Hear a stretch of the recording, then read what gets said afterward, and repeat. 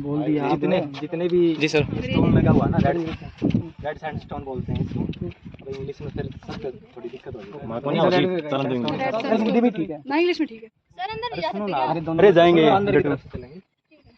जितना पत्थर दिखाई दे रहा है ये है रेड सैंडस्टोन, ठीक है। ये जो मस्जिद है, मस्जिद एक्चुअल में होती क्या है, गुंबदाकार होती है, आर्क होती है उसमें। पर ये टेम्परेरी बनाई गई थी जब सराय यहाँ पर बनाई गई। ये मस्जिद है, ये मस्जिद है, ये कभी उपयोग में नहीं आई। इसकी वजह साफ ये थी कि जो शेर ससूरी की वाइफ थी ना, वो एक दिन कहती है कि मुझे थानेश्वर में एक मस्जिद की आवश्यकता है जो यहाँ के निवासी हैं, तो एक आप मस्जिद बनवा दो यहाँ। तो उसने क्या किया कि एक मस्जिद बनवाई जरूर, क्या कि यहाँ के कारीगरों से, जो कि हिंदू कारीगर थे। वजह ये रही कि उनको कभी पता ही नहीं था कि मस्जिद का स्ट्रक्चर होता कैसा है। तो उन्होंने क्या किया कि इसको बना तो दिया ऐसे, पर बाद में ये रहता है कि अब इसमें नमाज अदा करे या जो भी होता है, पूजा होती है, वो करे या नहीं करे। जब उन्होंने इसको आके देखा, जब ये बन के तैयार होगी, तो ये टिल्टेड है, इसका झुकाव इस तरफ है ऐसे नीचे की तरफ। तो इस्लाम में क्या होता है कि सीधा सपाट चीज है तो अच्छी बात है, जो मुड़ी तुड़ी ऊंची नीची है उस पे ये कभी भी नहीं आते जाते, धर्म के खिलाफ है। हाँ धर्म के खिलाफ है, ऐसा मानते हैं। टिल्टेड है ये, उसकी इसका झुकाव उसकी तरफ हो रहा है, नीचे की तरफ है, तो इसलिए ये कभी उपयोग में लाई नहीं गई। और जो आर्किटेक्ट थे उन्होंने क्या करा कि वो कभी दिल्ली गए होंगे, साथ में व्यापारी थे उनके साथ आते जाते होंगे, तो इन्होंने क्या करा कि कुतुब मीनार बनी हुई है, कुतुब मीनार का जैसा स्ट्रक्चर है देखा है, तो कहीं ना कहीं उससे कॉपी करके ही मीनारें बना दी जी, ये वाली। तो जो भी जहाँ भी जो आर्किटेक्चर देखा वो इसी के अंदर उठा के सारा। आर्कियोलॉजिकल एविडेंस तो हो सकते हैं, पर कैसे पता चलेगा कि वो हर्षवर्धन के हैं या गुप्ताओं के हैं? तो उसके साथ साथ लिखित प्रमाण होना आवश्यक है, जो कि हम ड्यूरिंग एक्सप्लोरेशन भी करते हैं। कि किसी भी साइट पे हम गए, एक्सप्लोरेशन कर रहे हैं और कोई आर्टिफैक्ट मिलता है, तो कैसे पता चलेगा कि ये उस टाइम का है भी या नहीं? अभी नेटो देख के क्या लगता है कि किस टाइम की है? ये सारी मुगली ईंटें हैं, लखोरी ईंटें बोलते हैं इसको, जो इसकी ट्रम है। उससे पहले की होगी तो सर टूट नहीं जाएंगे बिल्कुल, वो हो जाती है। उससे पहले की होगी तो कैसे पता चलेगा? कि किसी भी आर्कियोलॉजिकल एक्सकवेशन में पता चलता है कि जब हम खुदाई करते हुए नीचे जाते हैं ना, और जब हम काउंटिंग करते हैं उसकी, तो सबसे पुरानी जो लेयर होती है वो सबसे नीचे होती है।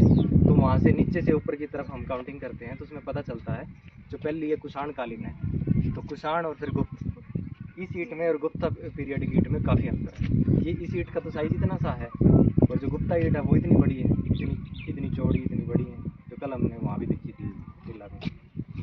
तो इससे पता चलता है कि फेज वाइज एक्सप्लोरेशन में तो ये पता चलेगा कि आर्टिफैक्ट अगर हमने पढ़ रखा है, कहीं से लिखित प्रमाण है, कोई गैजेटियर है, या कोई भी विदेशी यात्री आया उसने कोई वृत्तांत लिखे, बुक लिखी, तो उसमें ये रिटर्न मिलेगा कि इस जगह पर 3 टिल्ले थे। ये हुएनसांग कहता है कि यहाँ पर 3 टिल्ले हैं। तो अभी हमारे पास कितने टिल्ले हैं? 2 ही हैं, एक ये हर्ष का टिल्ला और एक करण का। तो तीसरा टिल्ला क्या है, समाप्त हो चुका है। तो इससे पता चला है ना कि ये हर्षवर्धन का टाइम था। अब सफ़ेद रंग का एक महल था और वो भी 2 मंजिला, तो कहाँ गया वो महल? तो वो महल इसमें दफन है, इस टिल्ले में। तो कितने फुट नीचे किस लेयर में होगा वो? पहले मुगल, फिर सल्तनत, उसके बाद गुर्जर प्रतिहार्य राजपूत काल, उसके बाद फिर हर्षवर्धन, फिर गुप्त, फिर कुषाण, ऐसे।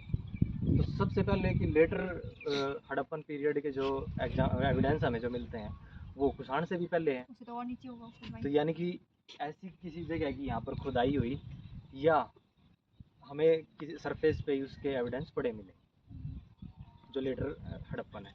लेटर हड़प्पन होने का सीधा सा कारण है, जितनी भी सभ्यताएं थी या हड़प्पन सभ्यता थी वो नदी के किनारे थी, पानी का स्रोत होना जरूरी था। सबसे मूलभूत जो आवश्यकता है वो पानी है, तो पानी के किनारे ही सभ्यता बसती थी। इसलिए लेटर हड़प्पन के भी एविडेंस यहाँ मिलना इस बात का प्रमाण है कि यहाँ भी हड़प्पन सभ्यता थी, जो कि जोगनाखेड़ा, भगवानपुरा, और इसके अलावा कर्ण का टीला, जैसे उसमें भी PGW ग्रेवियर और NBPW ये सब मिलता है वहाँ से।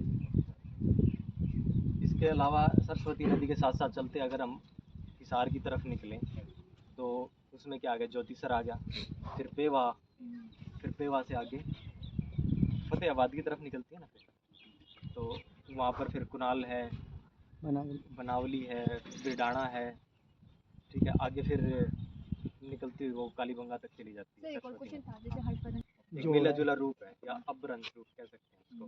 तो उस टाइम बोली तो जाती थी हरियाणवी, पर जो शास्त्रीय भाषा कह सकते हैं या फिर जो दरबारी भाषा थी वो संस्कृत की थी। क्योंकि जब बाणभट्ट दरबारी कवि है या लेखक है हर्षवर्धन का, तो उसने हरिश्चरित लिखी। तो हरिश्चरित जो सबसे पहला जो बायोग्राफी है ना वो संस्कृत में है, और जो सबसे पहली बायोग्राफी है वो भी यही है आज तक की, हरिश्चरित। इससे पहले बायोग्राफी लिखने का चलन ही नहीं था। तो सबसे पहली जो बायोग्राफी है ये है, इसके बाद फिर बाणभट्ट की